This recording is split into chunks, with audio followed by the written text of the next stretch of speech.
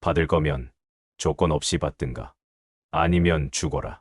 세계 8위 감염 국가에 내려진 마지막 통보. 감염률 93%, 사망자 1만 1000명, 의료 인프라 붕괴. 4,200만 달러의 백신이 부작용으로 폐기됐고, 그 나라의 전 국경은 의료 쓰나미에 잠겼습니다. 모두가 등을 돌릴 때, 단 하나의 나라만이 조용히 움직이기 시작했습니다. 믿을 수 없었던 제안. 사람들은 의심했고 거절했으며, 결국 무릎 꿇고 말았습니다. 그런데 그 손길의 시작은 지금으로부터 70년 전. 한 소년과 한 전쟁에서 비롯된 잊혀진 약속이었습니다. 이 이야기는 죽어가던 한 나라가 과거의 은혜로 다시 숨을 쉬게 된 가장 한국적인 감동 실화입니다. 오늘의 사연을 시작합니다. 저는 나딘 은바야입니다. 에티오피아 질병관리청 부청장이죠. 42살의 나이에 이런 이야기를 하게 될 줄은 몰랐습니다. 감염률 93%, 바이러스가 도착한 날, 2024년 3월 15일 아침, 저는 평소와 다름없이 출근했습니다. 그런데 사무실 문을 열자마자 직원들의 급박한 목소리가 들렸어요. 부청장님, 티그라이주에서 이상한 바이러스가 발생했습니다. 처음엔 또 다른 감염병겠거니 생각했죠. 아프리카에서는 새로운 바이러스가 종종 나타나거든요. 하지만 보고서를 보는 순간 등골이 서늘해졌습니다. 변종 바이러스 MG23. 감염률이 93%라니요. 치명률은 31%. 이건 상상할 수 없는 수치였습니다. 확실한 겁니까? 네, 확실합니다. 메켈레 병원에서 직접 확인했습니다. 손이 떨렸어요. 93% 감염률이라는 건 접촉한 사람 10명 중 9명이 감염된다는 뜻이거든요. 저에게는 이런 위기 상황이 낯설지 않았습니다. 보건 정책을 총괄하며 15년간 수많은 감염병과 싸워왔거든요. 하지만 이번은 달랐어요. 이건 제가 지금까지 경험한 그 어떤 것보다 위험했습니다. 사실 제가 이 일을 하게 된 데는 특별한 이유가 있어요. 어렸을 때 아버지가 겪었던 일 때문입니다. 아버지는 심장병을 앓고 계셨는데 일본 의료기기 회사의 오진으로 큰 피해를 입으셨어요. 잘못된 진단 장비 때문에 수술 시기를 놓치셨고 그 후유증으로 오랫동안 고생하셨습니다. 그때부터 저는 다짐했어요. 우리나라 국민들이 잘못된 의료 기술로 피해를 보는 일이 없도록 하겠다고 말이죠. 그래서 보건 분야에 뛰어들었고 42살인 지금까지 이 길을 걸어왔습니다. 첫날 확진자는 200명이었습니다. 둘째 날 2000명. 셋째 날엔 2만 명을 넘어섰어요. 기하급수적으로 늘어나는 숫자를 보며 저는 깨달았습니다. 이건 단순한 감염병이 아니라 국가 존망의 문제라는 걸 말이죠. 메켈레 병원에서 온 전화가 더욱 절망적이었어요. 병상이 부족합니다. 의료진도 계속 감염되고 있고요. 이 상태로는 일주일도 버틸 수 없습니다. 저는 즉시 국가 비상사태를 선포했습니다. 티그라이주 전체를 봉쇄하고 다른 지역으로의 이동을 금지했죠. 하지만 이미 늦었습니다. WHO에서 온 예측이 가장 충격적이었어요. 현재 확산 속도로 볼 때 6주 내에 에티오피아 전역으로 퍼질 가능성이 높습니다. 준비하시기 바랍니다. 6주. 고작 6주 만에 우리나라 전체가 바이러스에 무너질 수 있다는 거였습니다. 그날 밤 저는 잠을 이룰 수 없었어요. 창밖을 보며 생각했습니다. 1억 2천만 명의 국민이 이 바이러스 앞에서 얼마나 무력한지를요. 15년 전 질병관리청에 첫 출근했을 때가 떠올랐습니다. 신입 공무원이었던 제가 이렇게 큰 책임을 져야 할 줄은 몰랐어요. 아버지가 일본 의료기기로 고생하시는 모습을 보며 다짐했던 그 마음이 다시 살아났습니다. 절대로 외국 기술에만 의존해서는 안 된다는 생각 말이에요. 사무실로 돌아와 긴급 대책회의를 소집했습니다. 각 부처 장관들이 모였지만 뾰족한 수가 없었어요. 백신 개발에는 최소 6개월이 걸립니다. 그럼 그 사이에 우리는 어떻게 해야 합니까? 아무도 대답하지 못했어요. 그때 보건부 장관이 말했습니다. 다른 나라에서 도움을 받는 수밖에 없습니다. 백신이든 의료진이든요. 저는 고개를 끄덕였습니다. 자존심을 내려놓을 때가 온 거죠. 하지만 마음 한편으론 불안했어요. 아버지의 경험 때문에 외국 의료 기술을 쉽게 믿을 수 없었거든요. 특히 동아시아 국가들은 더욱 그랬습니다. 일본이 그랬듯이 겉으로는 도움을 준다고 하지만 실제로는 자국의 이익만 챙기는 건 아닐까요? 다음날 아침 상황은 더욱 악화됐습니다. 아디스아바바에서도 첫 확진자가 나왔어요. 시간이 없었습니다. 국제사회에 도움을 요청하겠습니다. 그렇게 저는 결정했습니다. 하지만 그때만 해도 몰랐어요. 이 결정이 제 인생을, 아니 우리나라의 운명을 완전히 바꿔놓을 거라는 걸 말입니다. 병원에서 쏟아지는 보고서들을 보며 저는 무력감을 느꼈어요. 의료진들이 하나둘 쓰러지고 있었고 병상은 이미 포화 상태였습니다. 부청장님, 이렇게 가면 의료 시스템이 완전히 무너집니다. 직원의 말이 맞았어요. 우리는 이미 한계에 도달했습니다. 그날 저녁 집에 돌아가서도 머릿속은 복잡했습니다. 6주라는 시간. 그 짧은 시간 안에 우리는 기적을 만들어야 했어요. 아니면 이 나라는 정말로 끝나는 거였습니다. 아버지 사진을 보며 생각했습니다. 아버지라면 이런 상황에서 어떻게 하셨을까요? 외국의 도움을 받되 속지 않는 방법은 없을까요? 한국의 무상지원 제한. 그러나 거절. MG13 바이러스 발생 일주일 후 예상치 못한 연락이 왔습니다. 한국 정부에서 무상 지원을 제한한다는 거였어요. 한국에서 의료진과 백신을 전면 무상으로 지원하겠다고 합니다. 직원이 전해준 소식에 저는 잠시 멈췄습니다. 무상 지원이라니요. 이런 대규모 감염병 상황에서 다른 나라가 공짜로 도움을 준다는 게 과연 가능한 일일까요? 아버지의 경험이 머릿속을 스쳤습니다. 일본 회사도 처음에는 혁신적인 기술이라며 접근했었거든요. 하지만 결국 부정확한 진단으로 아버지를 고생시켰죠. 공짜라고 하는 것들이 더 위험할 수 있다는 걸 뼈저리게 배웠습니다. 며칠 후 한국 대사관에서 마크 이사야라는 사람이 찾아왔습니다. WHO 탄자니아 사무소에서 파견된 전문가라고 하더군요. 부청장님, 저는 한국에서 공부했습니다. 연세대 보건대학원을 졸업했죠. 마크의 첫 인상은 진실해 보였어요. 하지만 저는 여전히 의심스러웠습니다. 한국 의료 시스템이 얼마나 발달했는지 직접 경험했습니다. 제가 2년 전에 암 진단을 받았거든요. 마크의 목소리가 진지해졌어요. 처음엔 탄자니아에서 치료받으려 했는데 의료진들이 한국으로 가보라고 하더군요. 반신반의하며 서울에 갔는데 정말 놀랐어요. 마크는 자신의 경험을 자세히 들려줬습니다. 서울대병원에서 정밀 검사를 받고 최첨단 로봇 수술로 완치됐다고 했어요. 비용도 다른 나라의 절반 수준이었다고 하더군요. 수술 후 회복 과정에서 한국 의료진들의 헌신을 봤습니다. 24시간 환자를 돌보는 모습이 정말 감동적이었어요. 그때 깨달았죠. 한국의 의료 기술은 세계 최고 수준이라는 걸 말이에요. 마크는 계속 한국 의료진의 실력을 강조했습니다.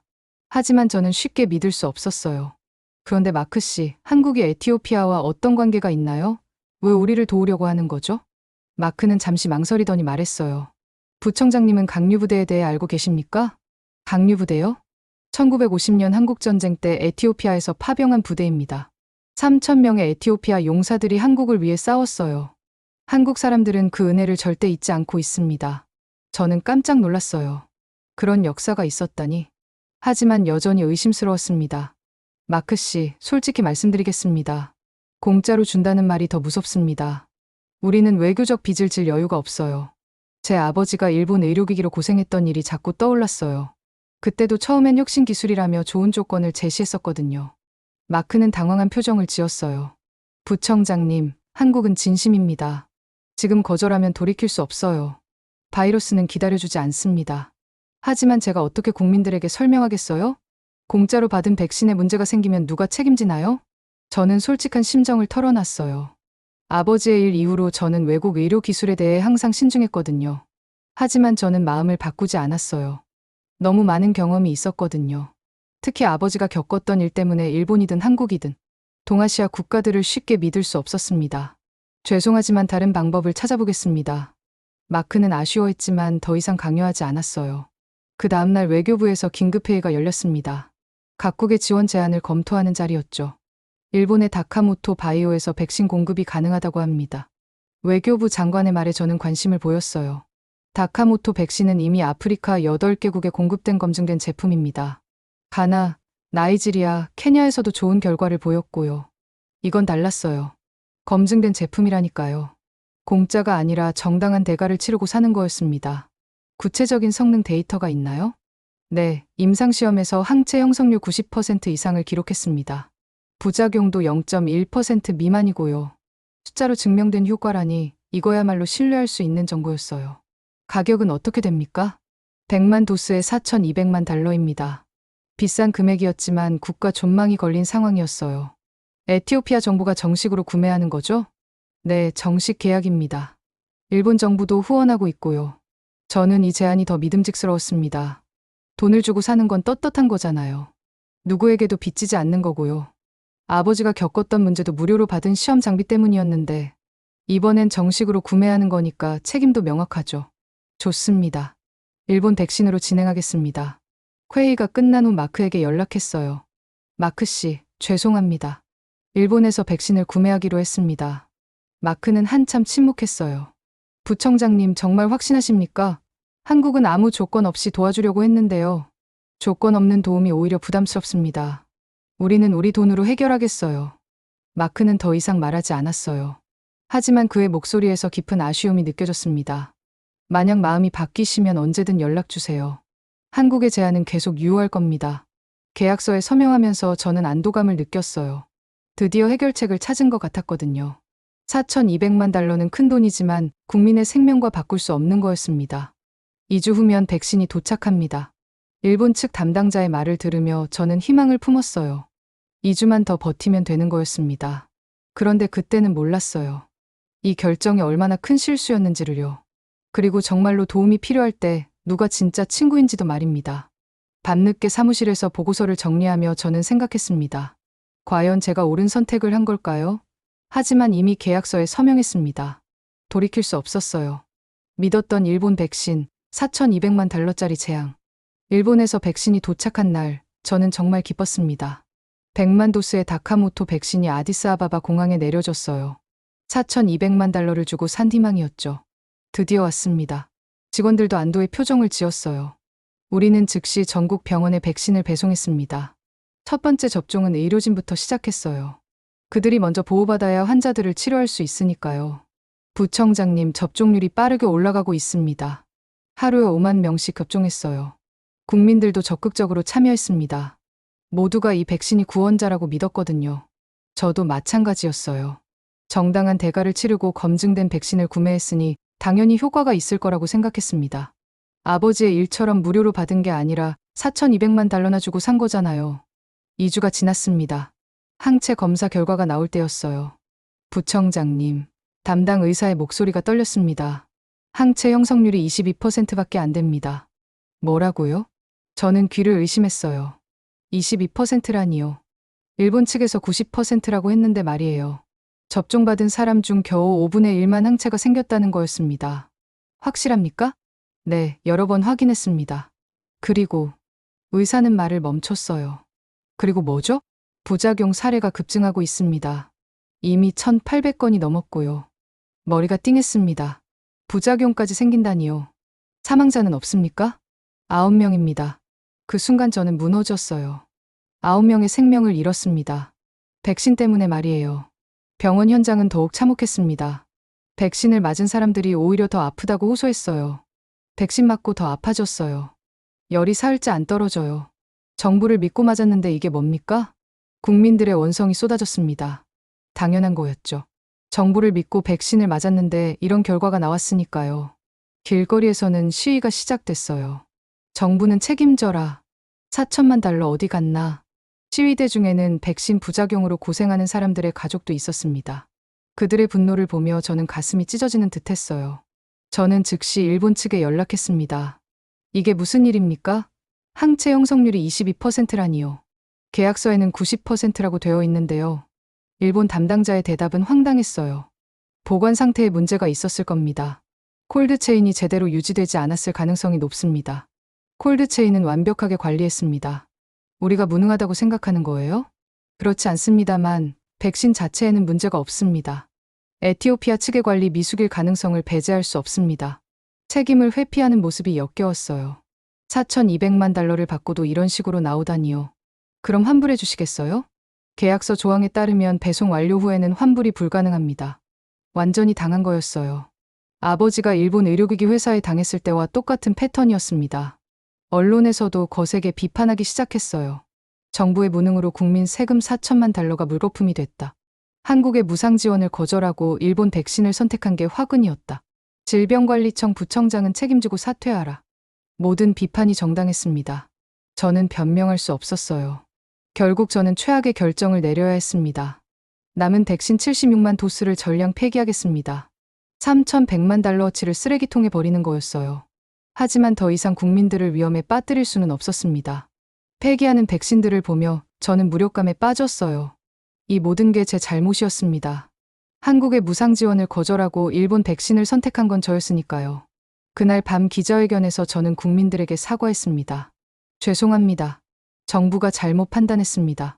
모든 책임은 제게 있습니다. 하지만 사과로 해결될 일이 아니었어요. 바이러스는 계속 퍼지고 있었고 우리에게는 더 이상 백신이 없었습니다. 마크에게서 연락이 왔어요. 부청장님, 괜찮으신가요? 괜찮을 리가 없죠. 모든 게 제 잘못입니다. 아직 늦지 않았습니다. 한국의 제안은 여전히 유효해요. 하지만 저는 자존심이 상했어요. 이미 거절했던 제안을 다시 받아들이기가 쉽지 않았습니다. 공짜를 의심한 대가로 우리는 나라를 통째로 병원에 맡겼습니다. 그날 밤 저는 처음으로 눈물을 흘렸어요. 42년 살면서 이렇게 무력감을 느낀 적이 없었습니다. 제 한 번의 잘못된 판단이 수많은 생명을 위험에 빠뜨렸어요. 아버지의 일이 자꾸 떠올랐습니다. 일본 회사를 믿었던 아버지처럼 저도 똑같은 실수를 반복한 거였어요. 역사는 반복되는 거였습니다. 바이러스는 여전히 확산되고 있었습니다. 그리고 저는 다시 원점으로 돌아갔어요. 아무런 해결책도 없이 말이죠. 조카의 죽음과 아버지의 일기, 신뢰는 어디서 오는가. 일본 백신 실패 후 2주가 지났습니다. 상황은 더욱 악화됐어요. 그런데 그때 가장 두려워했던 일이 일어났습니다. 이모, 메리가 아파요. 조카 메리의 엄마, 제 여동생에게서 온 전화였어요. 메리는 겨우 12살이었습니다. 어떻게 아픈데? 열이 40도까지 올라가고 기침이 멈추지 않아요. MG23의 전형적인 증상이었어요. 심장이 쿵쾅거렸습니다. 지금 당장 병원으로 가. 하지만 병원도 이미 포화 상태였어요. 메리는 응급실에서 12시간을 기다려야 했습니다. 산소 포화도가 계속 떨어지고 있습니다. 의사의 말에 저는 절망했어요. 산소 포화도가 떨어진다는 건 생명이 위험하다는 뜻이었습니다. 인공호흡기를 연결해 주세요. 죄송합니다. 인공호흡기가 부족합니다. 대기 명단에 올려놓겠습니다. 대기 명단이라니요. 제 조카가 죽어가는데 기다리라는 거였습니다. 저는 제 권한을 이용해 다른 병원을 찾아다녔어요. 하지만 어디든 마찬가지였습니다. 의료 장비가 부족했거든요. 이모, 메리가 숨을 잘 못 쉬어요. 여동생의 울음소리를 들으며 저는 무너졌습니다. 질병관리청 부청장이라는 제 직책이 무슨 소용이 있나요? 제 조카 하나 구하지 못하는데 말이에요. 메리는 사흘 동안 고생했습니다. 산소 부족으로 말이에요. 그리고 넷째 날 아침 메리는 세상을 떠났습니다. 메리야. 장례식에서 작은 관을 보며 저는 분노했어요. 만약 제가 한국의 제안을 받아들였다면 메리는 살 수 있었을 거예요. 제 고집 때문에 조카가 죽은 거였습니다. 장례식 후 아버지의 방을 정리하게 됐어요. 아버지는 3년 전에 돌아가셨거든요. 그런데 오래된 트렁크에서 낡은 일기장을 발견했습니다. 1952년 3월 15일 부산항. 아버지의 일기였어요. 한국전쟁에 참전했을 때 쓴 거였습니다. 일기를 열어보니 아버지의 악필로 쓰인 글들이 보였어요. 강류부대 소속으로 한국에 파병됐을 때의 기록이었습니다. 오늘 의료선에서 한국 소년을 만났다. 부상이 심한 우리 병사를 치료해주더니 이렇게 말했다. 우리가 도와줄게요. 그 소년의 눈에서 진심을 보았다. 아버지는 강류부대 소속이었어요. 1950년부터 1953년까지 한국전쟁에 참전했죠. 3,000명의 에티오피아 용사들 중 한 명이었습니다. 일기를 계속 읽었습니다.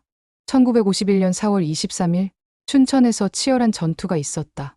우리 부대원 5명이 부상을 당했는데 한국군 의무병들이 자신들보다 우리를 먼저 치료해줬다. 왜 그러냐고 물어보니 손님이니까 당연하다고 했다. 1951년 7월 10일 부산에서 휴가를 보내는데 한국 사람들이 참 이상하다. 자기들이 더 어려운 상황인데 우리를 걱정해준다. 부산 시민들이 우리에게 빵을 나눠주고 아이들은 우리를 보며 웃는다. 전쟁 중인데도 말이다. 1952년 1월 5일 서울 수복 작전에 참여했다. 한국군들과 함께 싸우며 느낀 건 이들은 정말 절박하다는 것이다. 조국을 잃지 않으려는 간절함이 우리에게도 전해진다. 아버지의 일기에는 한국에서의 3년간이 자세히 기록되어 있었어요. 그런데 신기한 건 한국 사람들에 대한 불만이 하나도 없다는 거였습니다.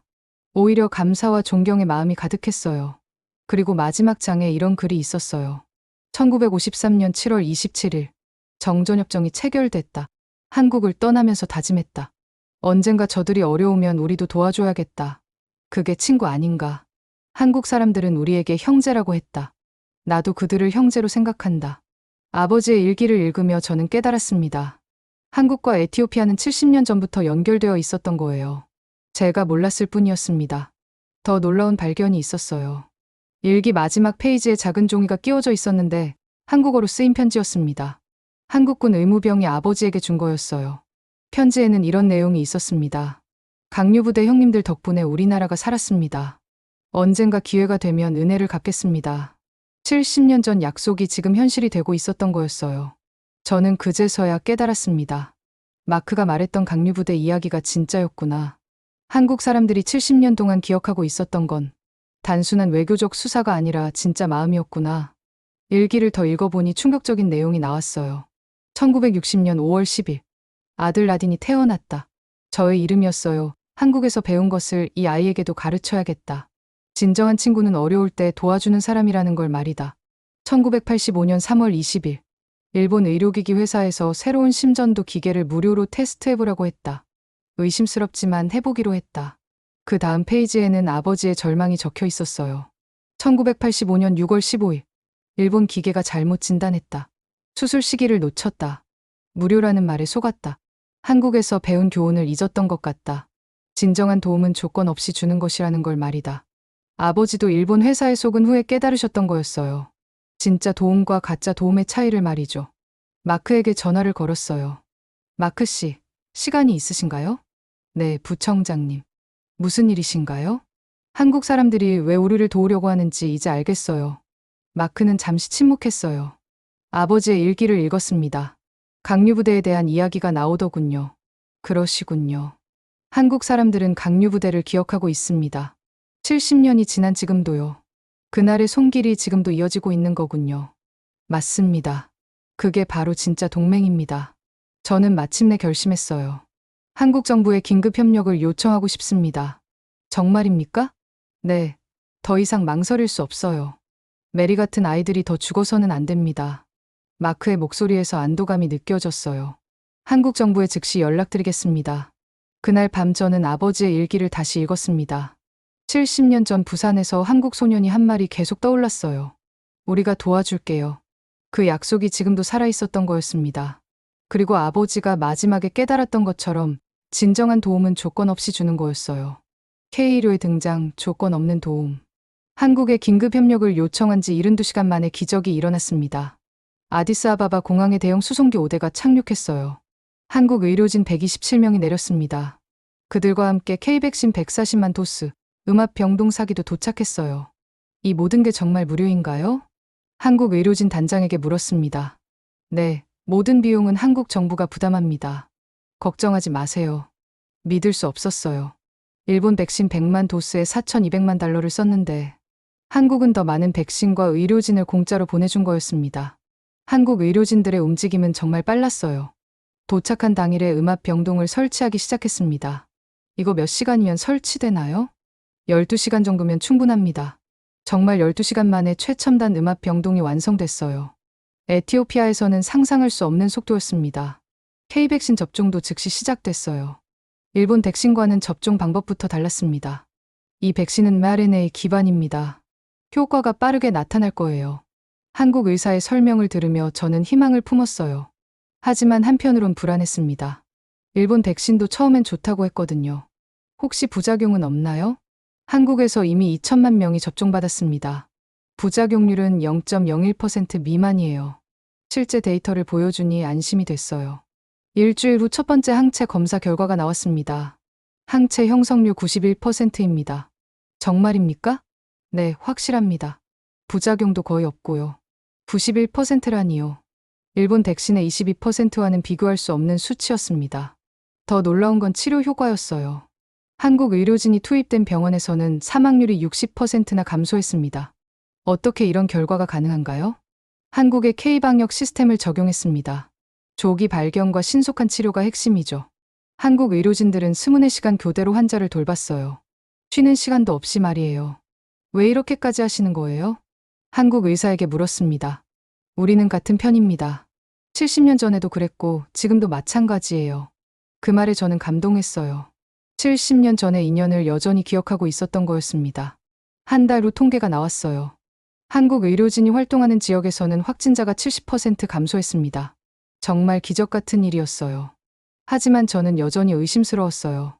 이 모든 게 정말 조건 없는 도움일까요? 한국 대사님, 솔직히 말씀해 주세요. 왜 우리에게 이 정도까지 하는 겁니까? 진짜 목적이 뭐죠?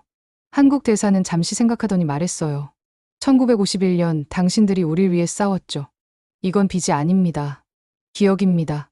그 말에 저는 할 말을 잃었어요. 한국은 정말로 70년 전의 은혜를 갚고 있었던 거였습니다. 하지만 이건 너무 큰 도움이에요. 수백억 원이 들어갈 텐데요. 돈으로 계산할 수 있는 게 아닙니다. 강류부대 용사들의 희생을 어떻게 돈으로 매길 수 있겠어요? 한국 대사의 말을 들으며 저는 부끄러웠어요. 저는 모든 걸 이익과 손해로만 계산했는데 한국은 우정과 의리를 생각하고 있었던 거죠. 병원을 둘러보며 한국 의료진들과 대화를 나눴어요. 힘들지 않으세요? 가족들도 보고 싶을 텐데요. 물론 보고 싶죠. 하지만 여기 환자들이 더 급해요. 우리가 아니면 누가 도와주겠어요?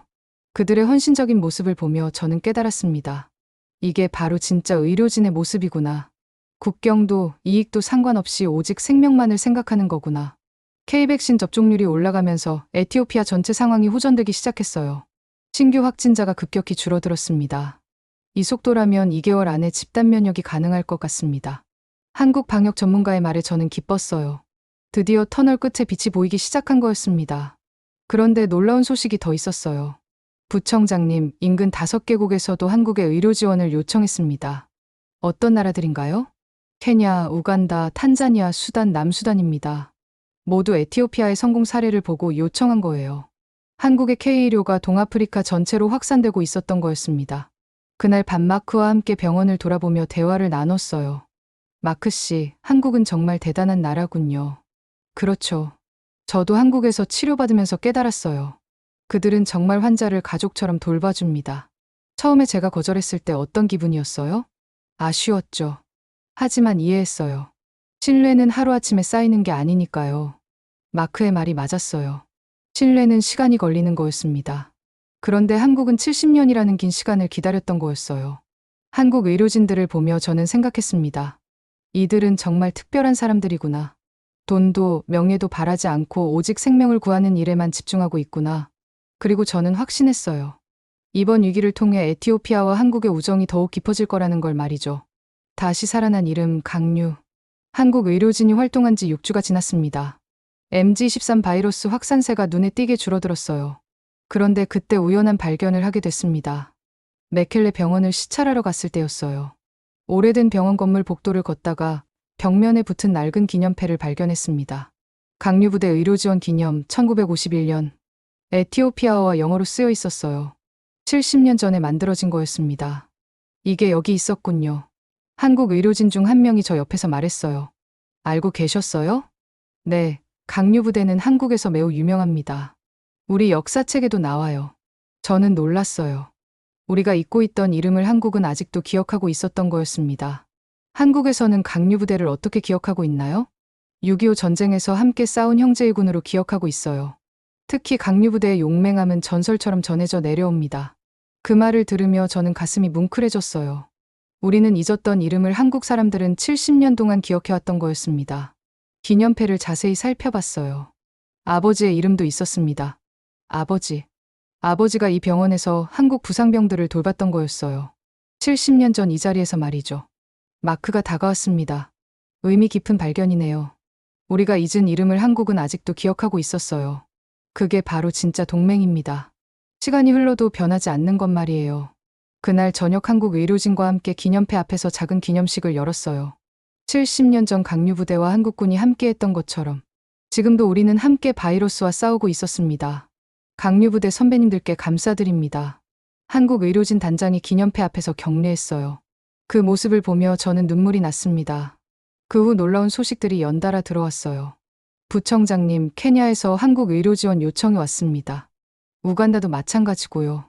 탄자니아, 수단, 남수단까지 총 5개국입니다. 인근 5개국이 모두 한국의 도움을 요청한 거였어요. 에티오피아의 성공 사례를 보고 말이죠. 한국 정부의 반응도 빨랐습니다. 5개국 모두 지원하겠습니다. 정말입니까? 그럼 엄청난 비용이 들 텐데요. 비용이 문제가 아닙니다. 생명의 문제죠.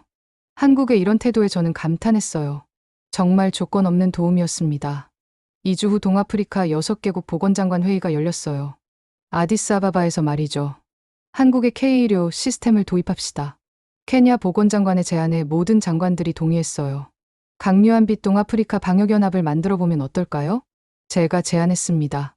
강류는 에티오피아를, 한빛은 한국을 상징하는 이름이었어요. 좋은 아이디어입니다. 모든 장관들이 찬성했어요. 회의 후 마크와 대화를 나눴습니다. 강류라는 이름이 다시 살아났네요. 70년 만에 말이에요. 이제 강류는 과거의 기억이 아니라 현재의 희망이 됐습니다. 정말 그랬어요. 70년 전 전쟁터에서 함께 싸웠던 강류부대의 이름이 지금은 생명을 구하는 의료연합의 이름이 된 거였습니다. 한국 대사관에서 특별한 소식을 전해왔어요. 한국 국회에서 강류부대 기념법을 통과시켰습니다. 무슨 내용인가요? 매년 강류부대 참전 기념일에 에티오피아와의 의료협력을 확대하기로 했어요. 한국은 정말 약속을 지키는 나라였어요. 70년 전의 약속을 지금도 기억하고 실천하고 있었습니다. 그날 밤 병원을 돌아보며 저는 생각했어요. 강류라는 이름이 다시 살아난 것처럼 에티오피아와 한국의 우정도 새롭게 태어나고 있구나. 아버지가 살아계셨다면 얼마나 기뻐하셨을까요? 자신이 심은 우정의 씨앗이 70년 후 이렇게 큰 나무가 되어 수많은 생명을 구하고 있다는 걸 알면 말이에요. 유엔 연설 은혜는 계산하지 않는다. 한국의 의료 지원으로 동아프리카 6개국의 상황이 안정되자 예상치 못한 문제가 생겼습니다. 일본이 유엔 보건안전이사회에 에티오피아를 제소한 거였어요. 일본이 뭐라고 합니까? 외교부 장관에게 물었어요. 에티오피아가 일본 백신을 고의로 훼손했다고 주장합니다. 그리고 한국과 결탁해 일본을 배제했다는 거예요. 말도 안 되는 주장이었어요. 일본 백신이 효과가 없었던 건 사실인데 말이죠. 증거도 없으면서 어떻게 그런 주장을 할 수 있어요? 보상도 요구하고 있습니다. 3천만 달러를요. 더욱 화가 났어요. 자기들 백신이 문제였는데 오히려 우리에게 돈을 달라는 거였습니다. 일주일 후 유엔 본부에서 긴급회의가 열렸어요. 저는 에티오피아 대표로 참석했습니다. 일본 대표의 발언이 먼저 시작됐어요. 에티오피아는 우리 백신을 고의로 파손했습니다. 그리고 한국과 사전에 계획된 음모를 실행했어요. 정말 어이없는 주장이었어요. 우리가 언제 한국과 음모를 꾸몄다는 거죠? 증거를 제시하시기 바랍니다. 의장이 말했어요. 하지만 일본은 구체적인 증거를 제시하지 못했어요. 그럴 수밖에 없었죠. 거짓말이었으니까요. 이때 한국 대표단이 놀라운 자료를 공개했어요. 일본 다카모토 바이오 내부 문서를 공개하겠습니다. 스크린에 문서가 나타났어요. 일본어와 영어로 쓰여 있었습니다. 이 문서에 따르면 다카모토 백신의 실제 효과는 25%였습니다. 하지만 아프리카 수출용으로는 90%라고 허위 표시했어요. 회의장이 술렁였어요. 일본이 고의로 성능을 조작했다는 증거였습니다. 더 심각한 건 이겁니다. 한국 대표가 계속 말했어요. 아프리카 8개국에 수출된 백신 모두 같은 문제가 있었습니다. 에티오피아만의 문제가 아니었어요. 이제 제가 발언할 차례였어요. 마이크 앞에 선이 긴장됐습니다. 하지만 말해야 할 이야기가 있었어요. 존경하는 의장님, 그리고 각국 대표님들께 말씀드리겠습니다. 저는 깊은 숨을 들이쉬었어요. 우리는 공짜 백신을 거절했습니다. 한국이 무상으로 도와주겠다고 했을 때 저는 의심했어요. 공짜에는 반드시 대가가 있다고 생각했거든요. 회의장이 조용해졌어요. 그래서 우리는 일본 백신을 4,200만 달러에 샀습니다. 돈을 주고 사면 떳떳하다고 생각했거든요. 하지만 그 백신은 쓸모없었어요. 일본 대표의 얼굴이 굳어졌어요. 76만 도스를 폐기했습니다. 3천만 달러어치를요. 그리고 제 조카가 죽었어요. 산소 부족으로 말이에요. 목이 메었어요. 하지만 계속 말해야 했습니다. 그때 한국이 다시 손을 내밀었어요. 아무 조건 없이요. 의료진 127명, 백신 140만 도스, 음압병동까지 모든 걸 공짜로 줬어요. 왜 그랬을까요? 저도 궁금했어요. 그런데 알고 보니 이유가 있었습니다. 70년 전 우리 아버지 세대가 한국을 도왔거든요. 6.25 전쟁 때 강류부대로 참전했어요. 회의장에서 웅성거림이 들렸어요. 한국 사람들은 70년 동안 그 은혜를 기억하고 있었어요. 그리고 기회가 되자 갚아준 거였습니다. 그들이 보내온 건 기술이 아니라 70년 전의 약속이었어요. 저는 일본 대표를 똑바로 쳐다봤어요. 일본은 우리에게 3천만 달러를 요구합니다. 하지만 한국은 우리에게 아무것도 요구하지 않았어요. 오히려 더 주려고 했죠. 이것이 바로 차이입니다. 진정한 친구와 그냥 거래 상대의 차이 말이에요. 박수가 터졌어요. 여러 나라 대표들이 박수를 치기 시작했습니다. 6.25 참전국들과의 연대는 단순한 과거의 일이 아닙니다. 현재도 이어지고 있는 살아있는 우정이에요. 저는 마지막으로 말했어요. 은혜는 계산하지 않습니다. 하지만 기억은 합니다. 한국이 우리에게 보여준 것처럼요. 연설이 끝나자 회의장 전체가 기립박수를 쳤어요. 일본 대표만 빼고 말이에요. 투표 결과 압도적으로 에티오피아의 손을 들어줬어요. 그리고 특별 결의안이 채택됐습니다. 6.25 참전국가의 복원연대는 국제적 가치를 갖는다. 일본의 제소는 기각됐어요. 오히려 일본이 백신 성능을 조작한 것에 대해 국제 조사가 시작됐습니다. 회의 후 한국 대표와 악수했어요. 고맙습니다. 진실을 밝혀주셔서요. 당연한 일이었습니다. 우리는 같은 편이니까요. 그날 저는 확신했어요. 한국과 에티오피아의 우정은 그 무엇보다 소중한 거라는 걸 말이에요. 감염병 종식, 그리고 복원된 약속. UN 결의안 채택 후 3개월이 지났습니다. 드디어 WHO에서 역사적인 발표를 했어요. MG13 변종 바이러스 종식을 선언합니다. 그 소식을 들은 순간 저는 눈물이 났습니다. 정말 끝난 거였어요. 8개월간의 악몽이 마침내 끝났습니다. 에티오피아의 백신 접종률은 95%에 도달했어요. 동아프리카 6개국 모두 집단 면역을 달성했습니다. 한국의 K의료 시스템 덕분이었죠. 부청장님 정말 수고 많으셨습니다. 직원들이 축하해줬어요. 하지만 저는 혼자 해낸 일이 아니라는 걸 알고 있었습니다. 가장 기쁜 소식은 따로 있었어요. 강요한빛 국제감염병대응센터 개소식을 다음 주에 하겠습니다. 동아프리카 7개국과 한국이 함께 만든 국제기구였어요. 앞으로 이런 감염병이 다시 발생해도 신속하게 대응할 수 있게 된 거였습니다. 개소식 날 한국에서 특별한 손님들이 왔어요. 강류부대 참전용사분들이었습니다. 90세가 넘은 할아버지들이셨죠. 정말 오랜만에 에티오피아에 왔습니다. 한 할아버지가 말씀하셨어요. 70년 전에도 오셨던 건가요? 네, 그때는 총을 들고 왔는데 이번엔 의료진과 함께 왔네요. 할아버지의 말씀에 저는 감동했어요. 전쟁 때는 무기를 들고 지금은 치료제를 들고 온 거였습니다. 개소식에서 저는 연설을 했어요. 오늘 이 자리에는 두 종류의 영웅이 있습니다. 70년 전 우리를 위해 싸워주신 강류부대 용사님들. 그리고 지금 우리를 구해준 한국 의료진 여러분입니다. 박수가 터졌어요. 강류부대가 심은 우정의 씨앗이 70년 후 생명을 구하는 나무가 됐습니다. 이것이 바로 진정한 동맹의 모습입니다. 개소식 후 저는 특별한 여행을 했어요. 한국 부산에 있는 강류부대 기념비를 보러 간 거였습니다. 부산 유엔기념공원에 도착했을 때 저는 놀랐어요. 에티오피아 국기가 당당히 걸려 있었거든요. 강류부대 기념비입니다. 한국 가이드가 설명해 줬어요. 기념비에는 에티오피아어로도 글이 쓰여 있었어요. 자유를 위해 함께 싸운 형제들을 기억하며 아버지의 이름도 새겨져 있었습니다. 저는 기념비 앞에 무릎을 꿇었어요. 아버지, 약속을 지켰어요. 한국과 에티오피아가 다시 손을 잡았습니다. 그날 저녁 부산에서 강류부대 참전용사들과 만찬을 가졌어요. 에티오피아 사람들이 우리를 기억해줘서 고맙습니다. 한 할아버지가 말씀하셨어요. 저희가 더 고맙습니다. 70년 동안 우리를 잊지 않아주셔서요. 전쟁은 끝났지만 우정은 계속되는 거죠. 정말 그랬어요. 전쟁은 끝났지만 우정은 더욱 깊어졌습니다. 한국에서 돌아온 후 저는 새로운 꿈을 갖게 됐어요. 강요한빛 센터를 아프리카 최고의 감염병 대응기구로 만드는 거였습니다. 앞으로 아프리카에 감염병이 발생하면 우리가 가장 먼저 달려가겠습니다. 센터 직원들에게 말했어요. 6개월 후 콩고에서 에볼라가 발생했을 때 정말로 우리가 가장 먼저 달려갔어요. 한국 의료진과 함께 말이죠. 그리고 3주 만에 진압했습니다. 이제 아프리카에도 희망이 생겼습니다. WHO 사무총장의 말이었어요. 지금 저는 에티오피아 보건부 장관이 됐어요.